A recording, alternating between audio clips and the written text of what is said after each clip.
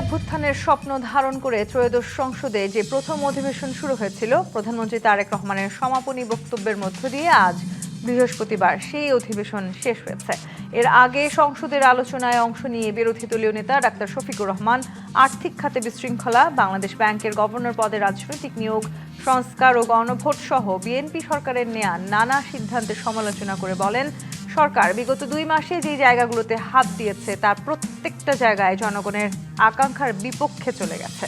এর জবাবে দেশের বর্তমান অর্থনৈতিক পরিস্থিতিকে কঠিন উল্লেখ করে অর্থমন্ত্রী আমির খসরু মাহমুদ চৌধুরী বলেছেন, আগামী 2 বছর কঠিন হবে। এই কঠিন অবস্থা থেকে বের হতে অনেক কঠিন সিদ্ধান্ত নিতে হবে, যেগুলো জনপ্রিয় নাও হতে পারে। সংসদ অধিবেশনে প্রধানমন্ত্রী তারেক রহমানও আজ জনপ্রিয় সিদ্ধান্তের চেয়ে দেশের স্বার্থে নেওয়া কঠিন বা বাস্তবধর্মী সিদ্ধান্তের পক্ষে তার অবস্থান তুলে ধরেছেন। তিনি বলেছেন, সংসদে যতই বিরোধী দলের সাথে বিতর্ক হোক না কেন, সংসদকে ব্যর্থ হতে দেওয়া যাবে না। তার মতে, একটি সমৃদ্ধশালী দেশ গঠনে বিরোধী দল ও সরকারি দলের গন্তব্য এক ও অভিন্ন। তাই যেসব বিষয়ে দ্বিমত রয়েছে সেসব বিষয়ে দেশের স্বার্থে আলোচনা করে সমাধান করার প্রতিশ্রুতি দিয়েছেন প্রধানমন্ত্রী তারেক রহমান।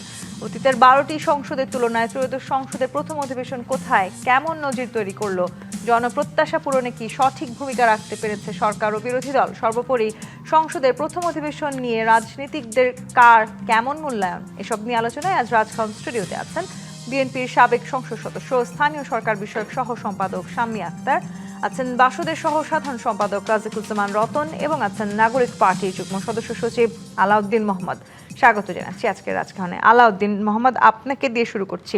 সংসদের প্রথম অধিবেশন এবং দীর্ঘদিন পরে সত্যিকার অর্থে একটি সরকারি দল এবং বিরোধী রাজনৈতিক দলের সংসদ অন্তত এই বাংলাদেশ দেখতে পেরেছে। তারপরেও এই সংসদের নানান রকম আলোচনা বক্তব্য নিয়ে যথেষ্ট সমালোচনার জায়গাও সৃষ্টি হয়েছে।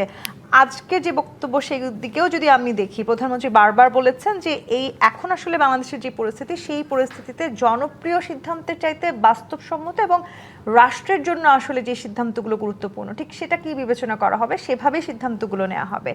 একই সময়ে নাহিদ ইসলাম বলেছেন, বিএনপির ওপর আর আস্থা রাখতে পারছি না। মানে এই মাত্র 2 মাস পেরিয়েছে এই সরকার, এখনই কেন আপনারা আস্থা রাখতে পারছেন না? আপনাকে ধন্যবাদ এবং আমার বিজ্ঞ সহালোচকবৃন্দ, এর মধ্যে যিনি আজকেই মাননীয় সংসদ সদস্য হিসেবে আপনার সরকারিভাবে ঘোষিত হলেন, তাকে অভিনন্দন জানাচ্ছি এবং যারা দেখছেন সবাইকে শুভেচ্ছা জানাচ্ছি। একটা বিষয়ে আজকে আমরা যেই প্রথম অধিবেশনের সমাপনী সেশন দেখলাম, তো এখানে এটা দেখে মনে হয়েছে যে যেভাবে শুরু হয়েছিল যে সংসদের প্রথম অধিবেশনের প্রথম দিন কিন্তু সবাই বিরোধী দলের এক পর্যায়ে ওয়াকআউট করে, তো আজকে যেভাবে শেষ হয়েছে আমার কাছে মনে হচ্ছে এটা খুব সুন্দরভাবেই শেষ হয়েছে। শুরুটা অতটা আপনার আশাব্যঞ্জক না হলেও আমার মনে হয়েছে যে প্রথম অধিবেশন জনগণের প্রত্যাশা পূরণ করতে পেরেছে। কিন্তু আপনি যে বিষয়টা বললেন যে আমাদের নেতা নাহিদ ইসলাম যে প্রসঙ্গগুলো সামনে নিয়ে এসেছেন, এগুলো যথাযথই এবং স্বাভাবিকভাবে গণঅভ্যুত্থানের পরের বাস্তবতায় যেই অবস্থা নির্বাচন হয়েছে এবং নির্বাচনের পূর্বে যে প্রতিশ্রুতিগুলো রাজনৈতিক দলগুলো রেখেছিল জনগণের কাছে, জুলাই সনদের মাধ্যমে, গণভোটের মাধ্যমে যে আপনার সাংবিধানিক সংস্কারগুলো হবে, তারপর আপনার সংবিধান সংস্কার পরিষদের শপথ গ্রহণ, তো এই বিষয়গুলো পাশাপাশি আপনার অনেকগুলো কমিটমেন্টের জায়গা থেকে বিএনপি সরে এসেছে। ইভেন বিএনপি তাদের 31 দফায় যেই কমিটমেন্ট রেখেছিল সেই অনেকগুলো জায়গায়, যেটা আপনি ধরেন 2 মাস না, এটা প্রথম 1 মাসেই আপনার এগুলো করতে হয় এবং আপনি ধরেন এটা যেমন না যে 6 মাস পরে গিয়ে নতুন কিছু করতে পারবেন। তো আমাদের কাছে যেটা মনে হয়েছে যে যেই কাজগুলো ইমিডিয়েটলি করা দরকার ছিল এবং বিএনপি জাতির সাথে আমি খুব মানে খারাপভাবে বলবো না, আমার মনে হয় জাতির প্রত্যাশা পূরণ করতে ব্যর্থ হয়েছে। কিন্তু আলাদা যদি একটু অন্যভাবে দেখি, বিএনপি আসলে এই পুরো নির্বাচনী প্রচারণায় নিজেদের ট্রাম্প কার্ড হিসেবে যে বিষয়গুলোকে ব্যবহার করেছে, বা ফ্যামিলি কার্ড কিংবা কৃষক কার্ড, এইগুলো কিন্তু তারা ঠিকই করেছে। তারপরেও আপনারা কেন মনে করছেন যে এই ধরনের প্রত্যাশা তারা জনগণকে উদ্দেশ্য করে দিয়েছিলেন, সেগুলো কোনোটাই তারা পূরণ করেন নাই? না, প্রথমত দেখেন এখানে কিছু আপনার প্যাকেজ আছে যেগুলো আপনার আমাদের নাগরিক জীবনে নিত্য নৈমিত্তিক আপনার কাজ রাষ্ট্রের।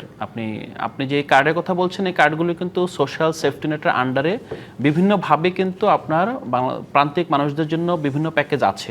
তো এগুলোকে একরকম ইউনিফাই করে এখানে অনেকগুলো কার্ডের মাধ্যমে আপনার সমন্বিত করার চেষ্টা চলছে। কিন্তু বেসিক যে রাষ্ট্র কাঠামো, ক্ষমতার ভারসাম্য এবং আমরা যেই কারণে আপনার ফেসিবাদের এখানে জন্ম হয়েছিল, আমাদের ক্ষমতা হস্তান্তরের যে ব্যর্থতা, সেই জায়গায় কিন্তু আমরা বড় কোনো আপনার এখন পর্যন্ত আশাব্যঞ্জক কিছু দেখি নাই। তো আমার যে জায়গাটা হলো যে এখানে আপনার বিএনপির যে প্যাকেজ আছে সেই প্যাকেজগুলো ওকে, এগুলোকে আমি বলবো মাইক্রো অথবা আপনার আলাদা আলাদাভাবে আমি এগুলোকে ইতিবাচকভাবে দেখছি। বাট সামষ্টিক অর্থে আমাদের শাসন কাঠামোর যে রূপান্তরে একটা আপনার স্বপ্ন এবং সম্ভাবনা তৈরি হয়েছিল গণ অভ্যুত্থানের পরের বাস্তবতায়, সেই জায়গায় কিন্তু বিএনপি আপনার প্রত্যাশা পূরণ করতে ব্যর্থ হয়েছে। এবং আবার আজকে স্বাভাবিকভাবে নাহিদ এটিও বলেছেন যে বিএনপি ৭২-এর পক্ষে অটল থাকলে সংবিধান পুনর্লিখনের দাবি জানাবো।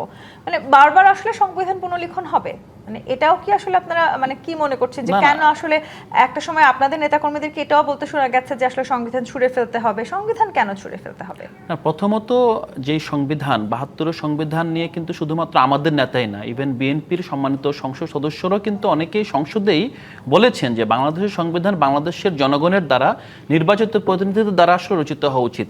এটা হলো একটা টেকনিক্যাল জায়গা। আরেকটা জায়গা হলো ৭২-এর সংবিধানে ক্ষমতাটা একক ব্যক্তির হাতে এমনভাবে দেওয়া হয়েছে যেই সংবিধানকে অক্ষত রেখে, সেই ক্ষমতা কাঠামো অক্ষত রেখে আমরা যে গণতান্ত্রিক ব্যবস্থা আমরা চাই সেই ব্যবস্থার রূপান্তর ঘটাতে পারি নাই। কারণ আপনি যদি দেখেন যে গত যে 3টা নির্বাচন, যে নির্বাচনটা জাতি থেকে আপনার ছিনিয়ে নেওয়া হলো, নির্বাচনটা হতে দেওয়া হলো না, কিন্তু সাংবিধানিকভাবেই কিন্তু হয়েছে। মানে আমাদের সংবিধানের প্রধানমন্ত্রীকে এত ক্ষমতা দেওয়া হয়েছে যে এই ক্ষমতাটা আসলে আপনি যদি আপনার বিভিন্নভাবে চেক অ্যান্ড ব্যালেন্সের মধ্যে না আনতে পারে, অ্যাকাউন্টেবিলিটির মধ্যে না নিয়ে আসতে পারে, তাহলে কিন্তু ভবিষ্যতেও একই সংবিধান দিয়ে আমাদের স্বৈরতন্ত্রের জন্ম হতে পারে। এখন বলতে পারেন যে না, সংবিধানই কি আসলে একমাত্র উৎস? না, সংবিধান একমাত্র উৎস না, কিন্তু সংবিধান সামহাও আপনার এটাকে এন্ডোর্স করে। কিন্তু আবার আপনাদের বিরুদ্ধে অভিযোগ আছে যে আপনারা আসলে আপনাদের যখন প্রয়োজন তখন এই সংবিধান মেনে চলছেন, যখন আবার প্রয়োজন নাই তখন বলছেন যে সংবিধান পরিবর্তন করতে হবে। এই জায়গায় আসবো, রাজিকুজ্জামান রতন আপনার কাছে আসি। সংসদে এবং সংবিধান দুটো তো ওতপ্রোতভাবে জড়িত আছে। এই সংসদেই সংবিধানটা আসলে প্রণীত হয়। সংবিধান নানান সময় আমরা দেখেছি যেই সরকার যখন ক্ষমতায় এসছে তারা আসলে নানানভাবে সংবিধানের বেশ কিছু জিনিস পুনর্বিবেচনা করেছেন, নানানভাবে হয়তো যোগ হয়েছে কিছু বিষয়কে বিয়োগ করা হয়েছে, কিন্তু সংবিধান পাল্টে ফেলতে হবে, সেই জায়গাটিতে আপনি আসলে কি মনে করছেন? এবং রাষ্ট্রপতির ইস্যুতে যে তীব্র আলোচনা আজকে হয়েছে সংসদে, সেটিও নিশ্চয়ই আপনি জানেন। নাহিদ ইসলাম বলেছেন যে রাষ্ট্রপতির বক্তব্য আমি শুনিও নাই, পড়িও নাই, তাকে বক্তব্য দেওয়ার সুযোগকে আমরা প্রত্যাখ্যান করেছিলাম। আমরা খুব স্পষ্টভাবে বলেছিলাম রাষ্ট্রপতির অপসারণ ও গ্রেপ্তার করা প্রয়োজন। রাষ্ট্রপতির কোনো অধিকার নেই বঙ্গভবনে থাকার, এখানে এসে বক্তব্য দেওয়ার। ধন্যবাদ। সংবিধান একটা রাজনৈতিক দলিল, একটা জনগোষ্ঠীর মানুষের সম্মিলিত ইচ্ছার প্রতীক হিসেবে এটাকে ধরা হয়। কিন্তু এই সংবিধান কি কখনো চিরস্থায়ী? এটা কি পাল্টায় না? সংবিধানের কি সংশোধন হয় না? অবশ্যই হয়।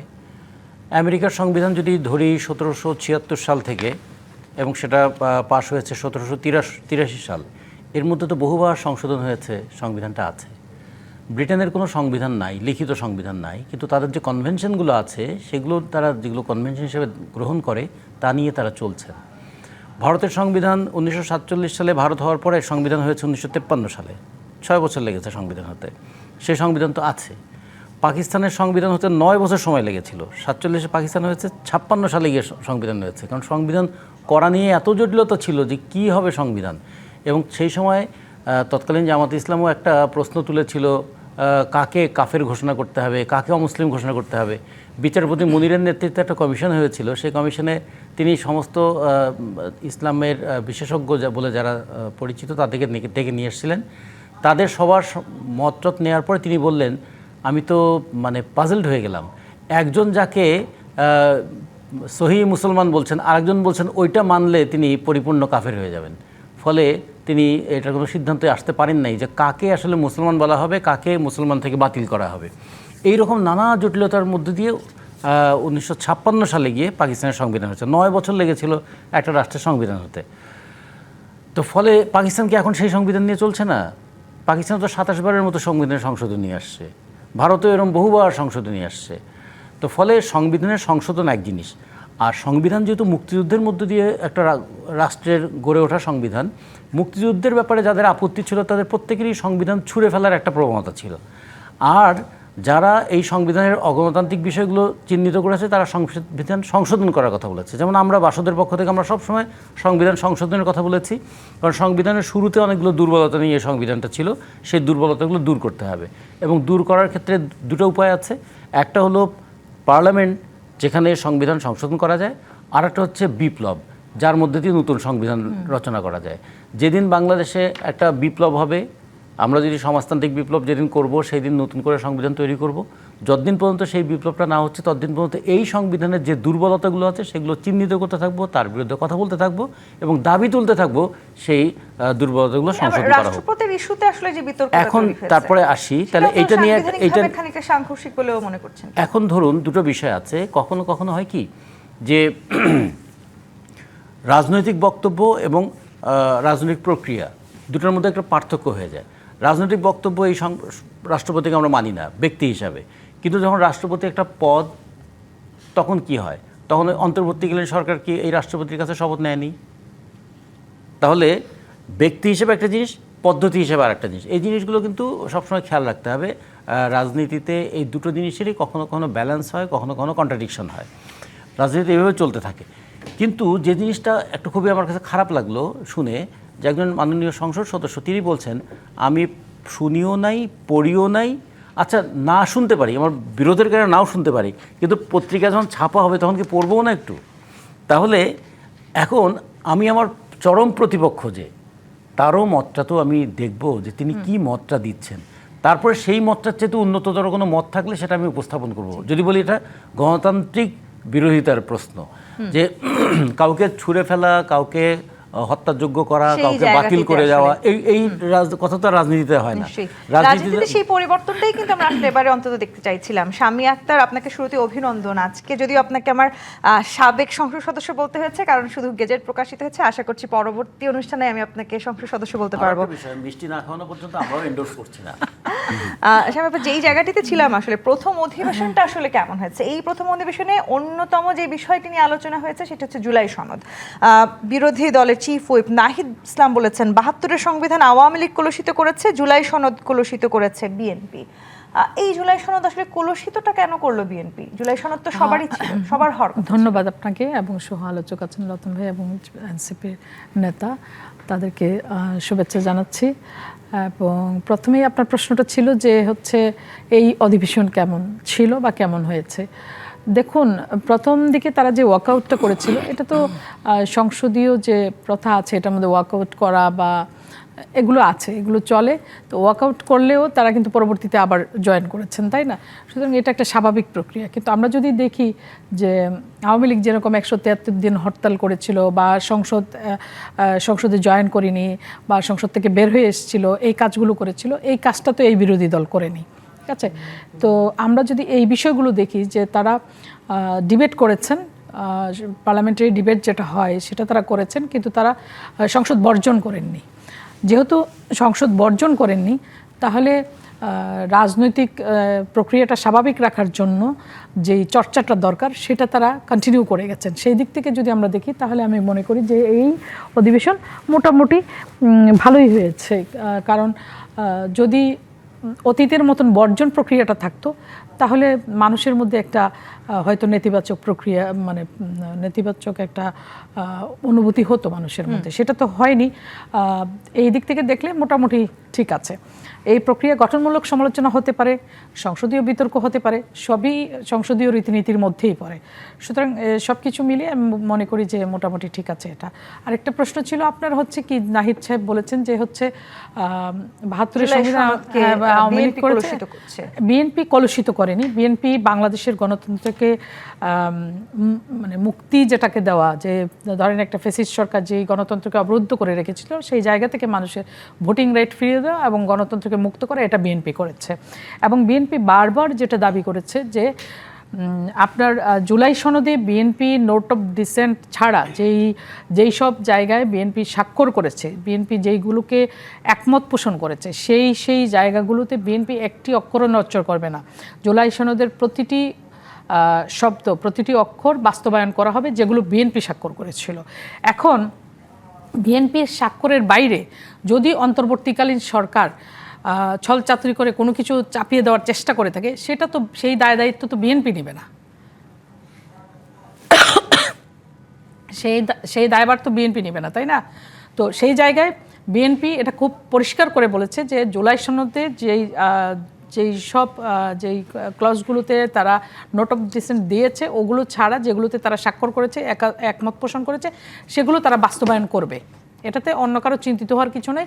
এটা বারবারই আমাদের প্রধানমন্ত্রী জনাব তারেক রহমান এবং আমাদের যিনি স্বরাষ্ট্রমন্ত্রী আছেন জনাব সালাউদ্দিন আহমেদ, তারা সকলেই এটা বারবার তাদের বক্তব্যে কিন্তু পরিষ্কার করে বলেছেন যে আমরা জুলাই সনদ বাস্তবায়ন করব। কিন্তু আজকে এনসিপির আহ্বায়ক এটাও বলেছেন যে বল প্রয়োগ করে আপনারা ঐকমত্য কমিশনকে চাপ দিয়ে জুলাই সনদের নোট অফ ডিসেন্ট লিখিয়েছেন। নো, ঐকমত্য কমিশনকে চাপ দেওয়ার তো কিছু ছিল না, সেখানে তারাও গিয়েছেন, আমরাও গিয়েছি। এখন কাল্পনিক যদি কোনো কথা তারা বলার চেষ্টা করেন, সেটা তো জনগণ নিবে না, কারণ জনগণ তো দেখেছে ঐকমত্য কমিশন তো দিনের পর দিন, মাসের পর মাস এই আলোচনা চালিয়েছে, তারাও তো সেই আলোচনায় অংশগ্রহণ করেছেন। সুতরাং ঐকমত্য কমিশনকে বিএনপির চাপ দেওয়ার কোনো সুযোগ ছিল কি তখন? বিএনপি কি তখন সরকারে ছিল? বিএনপি তো তখন সরকারে ছিল না।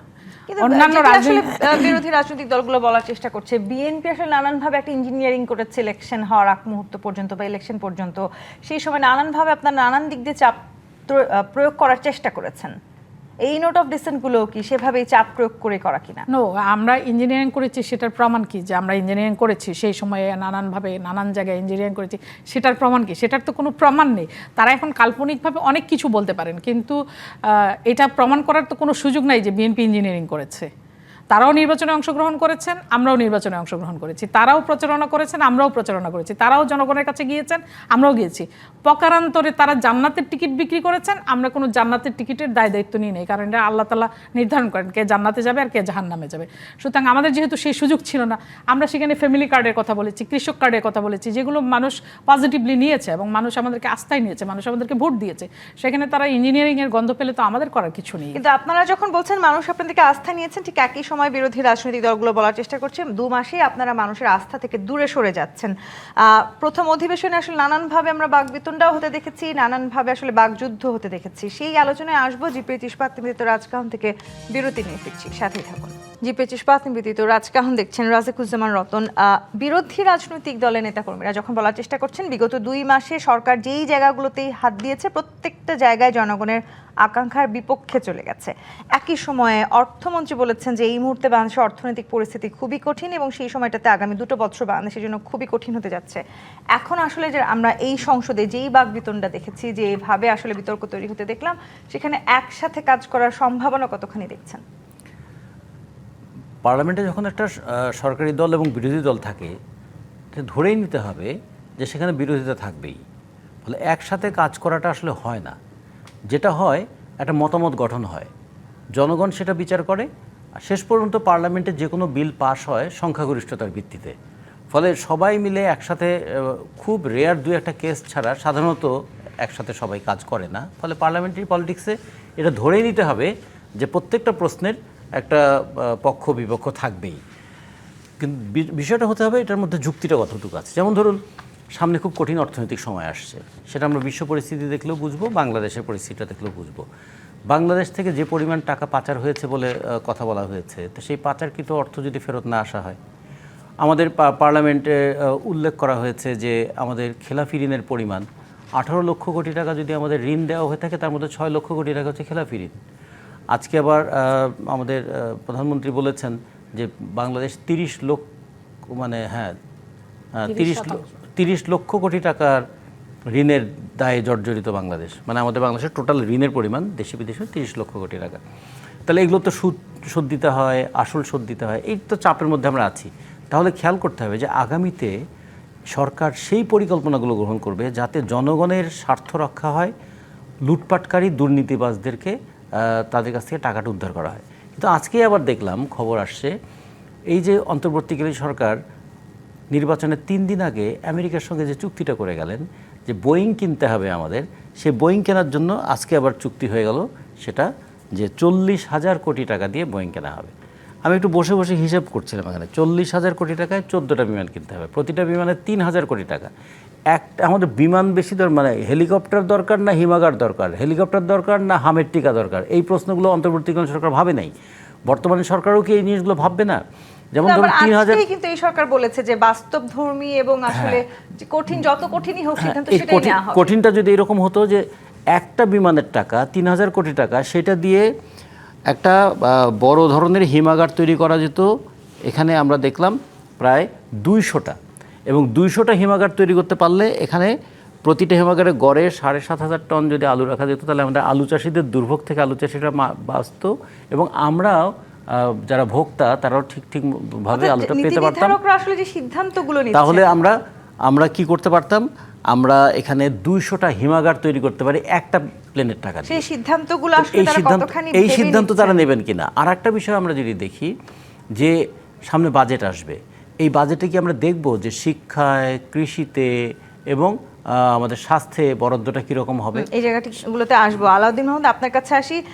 আজকে মির্জা ফখরুল ইসলাম বিরোধী দলকে উদ্দেশ্য করে বলেছেন এই সংবিধান আমাদের অস্তিত্ব, আমাদের আবেগ, অর্থাৎ এই সংবিধানে আসলে তারা খুব একটা হাত দিতে নারাজ, কিংবা আপনারা আসলে যেভাবে চাইছেন সেই পরিবর্তনটা হয়তো সরকারি দল চাইছে না, ঠিক সেভাবে হয়তো চাইছে না, কিন্তু এরপরেও তারা বারবার বলছেন যে আপনাদের সাথে আলোচনা করার সুযোগ আছে, দেশের স্বার্থে যে কোনো ধরনের আলোচনার প্রতিশ্রুতিও দিয়েছেন প্রধানমন্ত্রী আজকে। এখন আসলে আপনাদের দাবি দেওয়াটা কি তাহলে?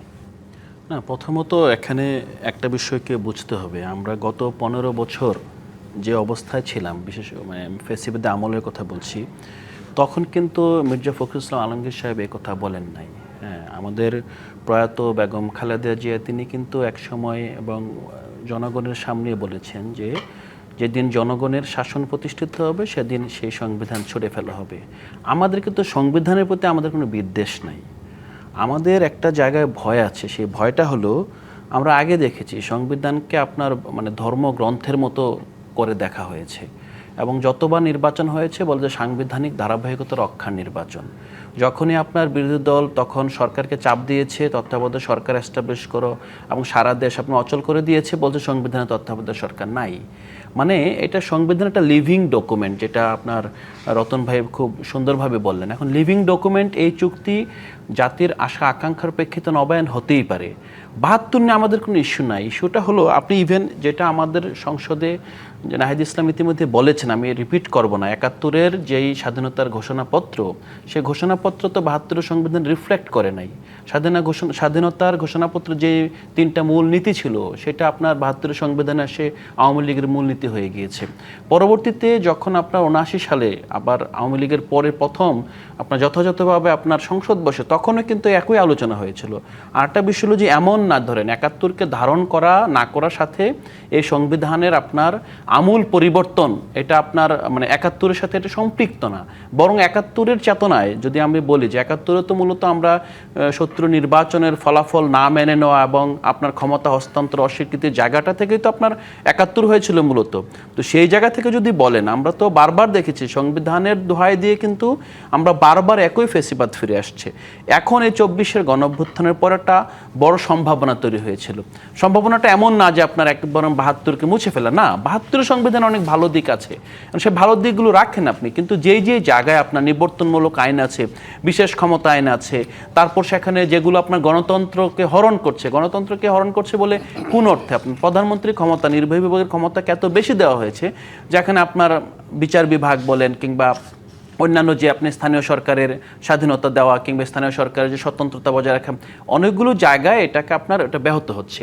তো সেই জায়গা থেকে আমাদের আপনার আরেকটা বিষয় আছে, যেটা বলতেই হবে, আপনারা আলোচনা করতে পারেন। আলোচনা তো আছে। আরেকটা বিষয় একটু বলি, সেটা হলো যে আপনার জুলাই সনদের কথা বলছি। জুলাই সনদ বাদ দিয়ে যদি আমি বলি যে সনদে আসলে নোট অফ ডিসেন্ট যেগুলোতে বিএনপি দিয়েছে, এগুলো মূলত প্রাতিষ্ঠানিক যেগুলো সাংবিধানিক প্রতিষ্ঠান। আমাদের দাবিটা ছিল কি, সাংবিধানিক প্রতিষ্ঠানকে আপনার যে সাংবিধানিক স্বাধীনতা দেওয়া হয়েছে, অটোনমি দেওয়া হয়েছে, সেরকম ভাবে চলতে দেন। এগুলো যে অ্যাপয়েন্টমেন্ট হবে, অ্যাপয়েন্টমেন্টগুলো আপনার এখানে নিরপেক্ষ বডি অথবা সম্মিলিতভাবে করা হোক। সেই জায়গাতেই কিন্তু আমরা দেখেছি যে এখন নির্বাহী বিভাগের হাতে পুরো আপনার ক্ষমতা। তো আমরা যেটা আপনি দ্বিতীয়বার প্রশ্নটা তুলেছেন, বাইরে চলে যাচ্ছে এই সরকার, সেটি মনে করছেন? না, এটা আমি জাস্ট সংবিধানের একটা দ্বিতীয়বার যেহেতু আসছেন, আমি সেটা বলবো, এই সংবিধান এজ এ বুক এটার প্রতি আমাদের বিদ্বেষ নাই, কিন্তু এই সংবিধানকে ব্যবহার করে সামনের দিনগুলোতে যে আপনার সংকট তৈরি হওয়ার আপনার সমূহ আশঙ্কা রয়ে গিয়েছে, সেই আশঙ্কা শুধু আমার মধ্যে না, আমি বিশ্বাস করি আশঙ্কা আমাদের 3 জনের মধ্যে আছে। সেই জায়গাগুলো সংবিধান থেকে আপনার ছড়িয়ে কিভাবে জনগণের শাসন প্রতিষ্ঠা করা সংবিধানের মাধ্যমে, সেটা আমাদের চাওয়া ছিল। সংসদে বিএনপির উদ্দেশ্যে জামায়াত নেতা তাহের বলেছেন 2/3 সংখ্যাগরিষ্ঠতার ঝুঁকি আমাদেরকে আতঙ্কিত করে। ওনাদেরকে আতঙ্কিত করার কিছু নাই। ওনারা নির্বাচনের আগে টাকাসহ ওনাদের নেতারা বিভিন্ন জায়গায় ধরা পড়েছে যে টাকা বিলি করতে যেয়ে, ঠিক আছে, এগুলো বাংলাদেশের মানুষ দেখেছে।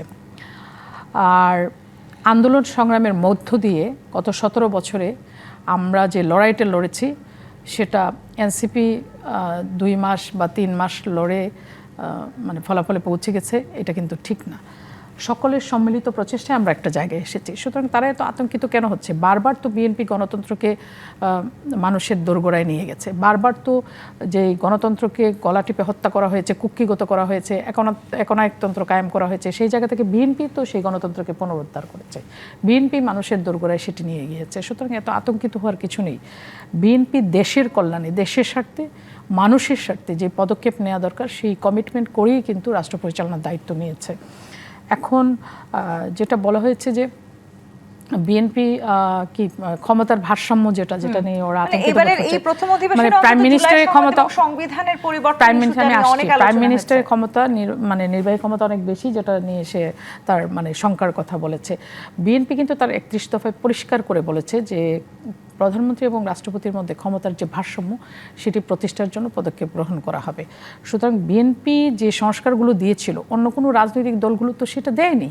তাহলে ওরা একা যে মানে এই আন্দোলন জয়লাভ করেছে বা একা সব কিছু অ্যাচিভ করেছে এটা তো ঠিক না। বিএনপির যে এই লক্ষ লক্ষ নেতাকর্মী মানে তারা যে এত সংখ্যা প্রকাশ করছে, এই সংখ্যাটা মানে কি আমাদের মধ্যেও থাকবে না? আমরা তো 17 বছর মানে আমাদের সর্বোচ্চটা দিয়ে আমরা এই জায়গায় এসেছি। আমাদের নেত্রী প্রাণ বিসর্জন দিয়েছেন বিনা চিকিৎসায়, আমাদের নেতা নির্বাসনে ছিলেন, এই যে কাজগুলো হয়েছে, আমাদের নেতাকর্মী গুম হয়েছে, তো এই কাজগুলো করেই তো আমরা একটা জায়গায় এসেছি। সুতরাং যে মানুষের যে অধিকারটা সেটা প্রতিষ্ঠা করার জন্যই তো আমরা এই জায়গায় এসেছি। এখন 72-এর সংবিধান নিয়ে বারবার কথা হচ্ছে। 72-এর সংবিধান তো আমরা মুক্তিযুদ্ধের মধ্য দিয়ে একটা এই সংবিধানটাকে আমরা পেয়েছি। সংবিধানে যেটা রতন ভাই বলছিলেন যে সংবিধান সংশোধন করা যায়, বারবার সংশোধন করা যায়। এনসিপি নেতা যেটা বললেন যে হচ্ছে বেগম খালেদা জিয়া বলেছিলেন যে এই সংবিধান জনগণের সরকার যখন প্রতিষ্ঠা হবে ছুঁড়ে ফেলে দেবে। কেন বলেছিলেন? পুরো সংবিধান ছুঁড়ে ফেলে দিবে এটা তিনি বলেননি। তিনি বলেছিলেন যখন বারবার আওয়ামী লীগ বলছিল যে সংবিধানের তত্ত্বাবধায়ক সরকার ব্যবস্থা নেই, তখন তিনি বলেছিলেন যে যেদিন জনগণের সরকার প্রতিষ্ঠিত হবে তখন এই সংবিধান ছুঁড়ে ফেলে দিবে জনগণ। ঠিক আছে, এইটা তো যখন তারা অন্যায়ভাবে তারা কোর্টকে ব্যবহার করে, মানে তারা সংবিধানে এই ক্লজটা যুক্ত করলো যে তত্ত্বাবধায়ক সরকার ব্যবস্থা বাংলাদেশে থাকবে না, সেই জায়গায় তিনি বলেছেন ওই জায়গাটা তার মানে মূল সংবিধানটাকে ছুঁড়ে ফেলে দেওয়া হবে। এটা তো মানে আমরা কারো দয়া তো এটা পাইনি, এটা আমরা মুক্তিযুদ্ধ করেছি, দেশ স্বাধীন করেছি, তারপরে আমাদের সংবিধান হয়েছে। তারপরে আসলে মূল কথাটা হচ্ছে সংসদে আসলে রাজনৈতিক দল কিংবা রাজনৈতিক নেতাদের মূল লক্ষ্য থাকে জনগণের প্রত্যাশা তারা আসলে সঠিক আলোচনা করেন পারবেন কিনা, অ্যামেন্ডমেন্ট করেন, কোনো সমস্যা হলো এবারের সংসদে সরকারি দল এবং বিরোধী দলের। এই আলোচনায় ফিরবো। জি25 প্রাথমিক রাজকাহন থেকে আরেকটি বিরতি নিয়ে ফিরছি, সাথেই থাকুন। জি25 প্রাথমিক রাজকাহন দেখছেন, রাজিকুজ্জামান রতন। যেই বাংলাদেশে আসলে আমরা দাঁড়িয়ে আছি সেখানে দাঁড়িয়ে আসলে নির্বাচিত সরকারের পর যেই নতুন সংসদের প্রথম অধিবেশন আমরা দেখেছি সেটি আসলে কোনো নজির তৈরি করতে পারলো কিনা বাংলাদেশের জন্য, এবং জনপ্রত্যাশা পূরণে আসলে ঠিক যেই ভূমিকাটি রাখবার কথা ছিল রাজনৈতিক দলগুলোর নেতাদের, সেই ভূমিকাটুকু তারা রাখতে পেরেছেন বলে কি মনে করেন? এই সংবিধানে একটা নজির রেখেছে যে চেষ্টা করেছে তারা শান্তিপূর্ণভাবে, এটা একটা ভালো নজির। কিন্তু আর একটা নজির স্থাপন করলো, গোটা বিশ্ব এখন যুদ্ধের মধ্যে আতঙ্কে আছে, সেই ক্ষেত্রে বাংলাদেশের ভূমিকাটা কি হবে সংসদ কিন্তু সে ব্যাপারে পরিষ্কার করে কিছু বলল না। আমেরিকার এই যে আক্রমণ পৃথিবীর দেশে দেশে, সে ব্যাপারে সংসদে কিছু বলা হলো না। 2, যে চুক্তিটা ইউনূস সরকার নির্বাচনের 72 দিন আগে করলেন এবং আমাদেরকে প্রায় 72 বছরের একটা নির্বাচনের 72 ঘন্টা আগে যে চুক্তিটা করলেন এবং আমাদেরকে প্রায় 72 বছরের মানে গোলামির জিঞ্জিরে আটকে ফেললেন। তার মধ্যে যদি স্যালিয়েন্ট ফিচারগুলো দেখি, প্রতি বছর আমাদের 7 লাখ টন করে গম আমাদের আমেরিকা থেকে নিতে হবে, আমাদের তুলা কিনতে হবে আমেরিকা থেকে, আমাদের মাংস কিনতে হবে আমেরিকা থেকে, আমাদের তেল 1 লাখ টন করে আমেরিকা থেকে কিনতে হবে, আমেরিকার কাছ থেকে যে বিমান কিনতে হবে, যুদ্ধ বিমান কিনতে হবে। সবচেয়ে ভয়ঙ্কর যে জিনিস, আমেরিকা যাদেরকে শত্রু রাষ্ট্র মনে করে তাদের সঙ্গে আমরা কোনো ব্যবসা বাণিজ্য করতে পারবো না। যে কারণে যখন হরমুজ প্রণালী আক্রান্ত হলো তখন আমাদের তেলের জন্য যে হাহাকার, রাশিয়ার কাছে তেল কিনতে গিয়েছিল সেটা আমেরিকার পারমিশন চাইতে হয়েছে। চীনে যখন আমাদের প্রতিনিধি দল গিয়েছে, চীনের ওরা বলছে যে আপনারা যে আমাদের কাছ থেকে তেল নেবেন আমেরিকার পারমিশন নিয়েছেন। তার মানে এটা তারা ব্যঙ্গ করে বলছে। ফলে আমাদেরকে কিভাবে একটা আটকে ফেললো, অথচ চীনের সঙ্গে আমাদের বাণিজ্য $20 বিলিয়ন, ভারতের সঙ্গে বাণিজ্য $14 বিলিয়ন, আমেরিকার সঙ্গে বাণিজ্য $7 বিলিয়ন, অথচ আমেরিকা আমাদের উপর। আর একটা বিষয় যদি বলে একটু শেষ করি, আর একটা বিষয় হলো যে সংসদে যে আলোচনাটা যদি হতো এরকম যে আমাদের এই যে অর্থনৈতিক ক্রাইসিসটা হচ্ছে, সেই অর্থনৈতিক ক্রাইসিসটা কীভাবে আমরা সলভ করব।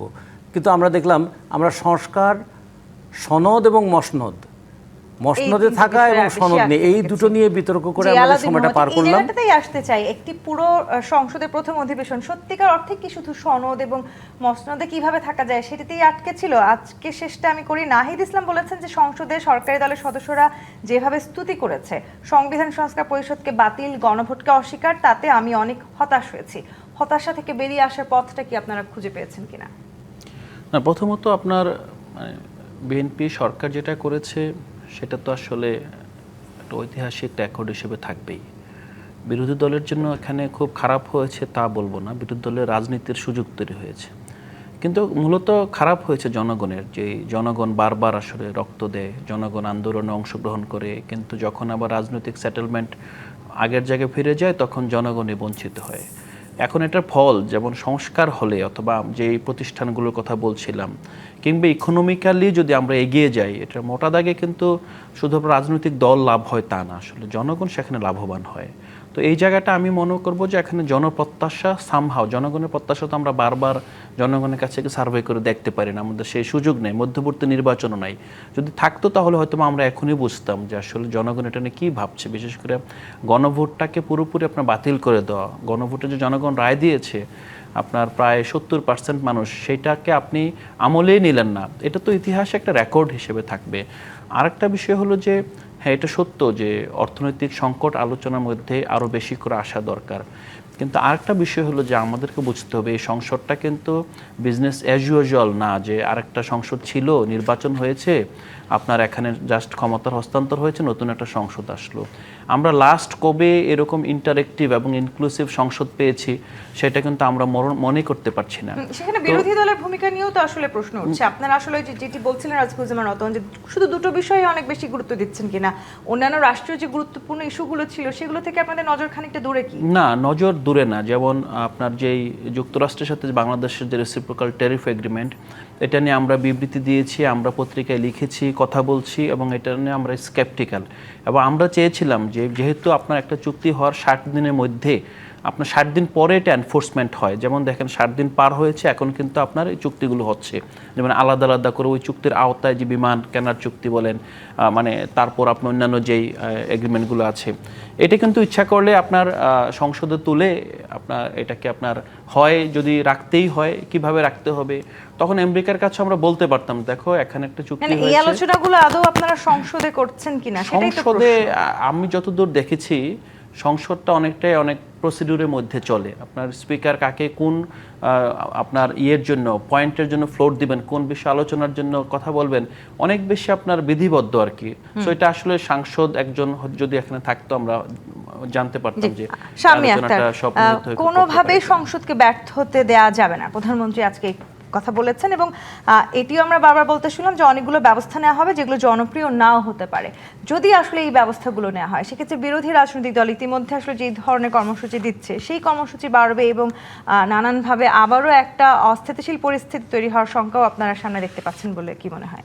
না, আমি মনে করি না যে খুব মানে অস্থিতিশীল একটা পরিস্থিতি হবে, কারণ বিরোধী দল গঠনমূলক সমালোচনা যদি করে, তারা যদি, যেটা আপনি বলছিলেন, তাকে জিজ্ঞেস করছিলেন যে শুধু মসনদ আর সনদ নিয়ে আবদ্ধ না থেকে জনগণের অধিকার নিয়ে যদি তারা কথা বলেন, সেই অধিকারগুলো আলোচনার মাধ্যমে দেশের স্বার্থে সেগুলো বাস্তবায়ন করা খুবই সহজ হবে যদি সরকারকে তারা সহযোগিতা করেন। এখন তারা যদি মনে করেন যে না, সরকারকে সহযোগিতা করব না, আমরা একটা অস্থিতিশীল পরিস্থিতি সৃষ্টি করব, সেটা হচ্ছে ভিন্ন বিষয়। তারাও তো অভিযোগ করছে যে আপনারা বারবার বলছেন যে আপনারা তাদের সাথে আলোচনা করে সব সিদ্ধান্ত নেবেন, কিন্তু সিদ্ধান্তগুলো আপনারা আপনাদের নিজেদের মতন করেই নিচ্ছেন। না, দেখেন, সরকারের তো নিজস্ব একটা ফ্রেম থাকবেই, কিন্তু আলোচনা তো করা হচ্ছে। যেমন আজকে দেখেন দুটো বিল পাশ করা হয়েছে সংসদে, একটা হচ্ছে সিকিউরিটি এক্সচেঞ্জ কমিশনের যে বিলটা সেটা পাশ করা হয়েছে, আরেকটা হচ্ছে বিমা। তো দুটো বিল যে পাশ করা হয়েছে সেখানে বিরোধী দল থেকে কোনো নোটিশ কিন্তু তারা দেননি। সেক্ষেত্রে বিরোধী দলীয় নেতা দেখলাম যে উল্টো বললেন যে তিনি হচ্ছে তারা হচ্ছে সংসদের নতুন, তারা সংসদের আচার আচরণগুলো তারা রপ্ত করছেন। তো এই যদি হয় অবস্থা, তাহলে দেশের মানুষের অধিকার নিয়ে তারা কথা বলবেন কখন? তাদের তাদেরকে যদি এখন রপ্ত করতে হয়, তারা বলেন তারা সংসদে নতুন এসছেন, তারা রপ্ত করছেন, এটা করলে তো হবে না। তার জন্য তো আর সরকার তো আর বসে থাকবে না। সরকার যে প্রক্রিয়াগুলো করছে সেটা তো জনগণের কল্যাণেই করছে, এবং সেগুলো এই বিলগুলো তো পাশ করা হয়েছে দেশের স্বার্থে। সুতরাং বিরোধী দল যদি এই কথা বলে যে আমরা নতুন আসছি এই জন্য আমরা আচার আচরণ রপ্ত করছি, এই জন্য মানে আমাদেরকে সময় দেন, তো ওদেরকে সময় তো আর নতুন করে দেওয়ার কোনো সুযোগ নেই। সংসদ সদস্য ছিলেন, একটা প্রশ্ন আমার একটু করতে ইচ্ছা করছে যে আসলে এবারের এই প্রথম অধিবেশনে আমরা সংসদ সদস্যদেরকে নীতি নির্ধারণের কাজটি কতটুকু করতে দেখলাম, নাকি তার চাইতে বেশি আসলে রাজনৈতিক যে বক্তব্য, রাজনীতির মাঠে আসলে যে বক্তব্য হয় সেই বক্তব্যগুলো খানিকটা বেশি দেখলাম সংসদে দাঁড়িয়ে? না, দেখুন, রাজনীতিবিদরাই তো সংসদে গিয়েছেন, তাই না? তো রাজনীতির বাইরে আপনি যখন শুরু করছিলেন এই আলোচনাটা, তখন কিন্তু বলছেন যে রাজনীতির বাইরে কোনো কিছুই না। সুতরাং এই রাজনীতি সব জায়গায় যেখানে লেপ্টে আছে সেখানে রাজনীতির বাইরে আপনি যেতে পারছেন না। রাজনৈতিক আলোচনা তো হবে, কিন্তু তার মধ্য দিয়ে যে দেশের কল্যাণে যে কাজ হয়নি তা কিন্তু না। দেশের কল্যাণেও যে স্টেপগুলো নেওয়া হয়েছে সেগুলো তো আলাপ আলোচনার মধ্য দিয়ে অনেকগুলো নেয়। যেমন তেল সংকট মানে নিরসনের জন্য সরকারি দল এবং বিরোধী দল থেকে কিন্তু একটা কমিটি গঠন করা হয়েছে, দুই পক্ষ থেকে এমপিদেরকে নিয়ে কমিটি গঠন করা হয়েছে। তাহলে সেখানে আপনি সেটা তো মানুষের কল্যাণেই তো করা হয়েছে, তাহলে হলো না কোথায়? হচ্ছে, হয়তো প্র্যাকটিসটা একটু কম আছে, ভবিষ্যতে আর একটু বাড়বে, আমরা সেই আশাটাই করছি যে ভবিষ্যতে এই সকলের একসঙ্গে মিলে যে দেশ চালানোর প্রক্রিয়াটা এটা যাতে আরও বাড়ে এবং বিরোধী দল যাতে আরও উদার মনে সরকারের সহযোগিতার জন্য এগিয়ে আসে, সেটাই আমরা আশা করছি। বিরোধী দল আসলে কতটুকু এই ভূমিকাটা রাখতে পেরেছে এবারে? বিরোধী দল তো চেষ্টা করছে, বিরোধী দল থেকেই তো প্রস্তাবনা করা হয়েছিল যে সর্বদলীয় একটা ঐক্যমত হয়ে যেন এই কমিটিটা গঠন করা হয়, যে এই তেল সংকট মোকাবেলা করার জন্য। তো সরকার তো সেটা গ্রহণ করেছে, সরকার তো সেটাকে মানে নাকচ করেনি এই প্রস্তাবকে, সরকার তো আন্তরিকভাবে এই প্রস্তাবকে গ্রহণ করেছে এবং কমিটিও গঠন করেছে। সুতরাং আমি মনে করি আলোচনা সমালোচনা থাকবে, কিন্তু সবাই মিলে আমাদের লক্ষ্য দেশের কল্যাণ। আমি বিশ্বাস করতে চাই বিরোধী দলের লক্ষ্য দেশের কল্যাণ এবং মানুষের কল্যাণ। সুতরাং সবাই মিলে যদি আমরা কাজ করি অবশ্যই আমরা একটা জায়গায় পৌঁছাতে পারব। আমরাও রাখতে চাই। শাম্মী আখতার, রাজিকুজ্জামান রতন, আলাউদ্দিন মোহাম্মদ, অসংখ্য ধন্যবাদ আজকে রাজকাহনে সময় দেওয়ার জন্য। আজকের মতো বিদায় নিচ্ছি জি25 রাজকাহন থেকে। ফিরবো আগামী রবিবার রাত 10টায় নতুন রাজকাহন নিয়ে। ডিবিসির সঙ্গেই থাকুন।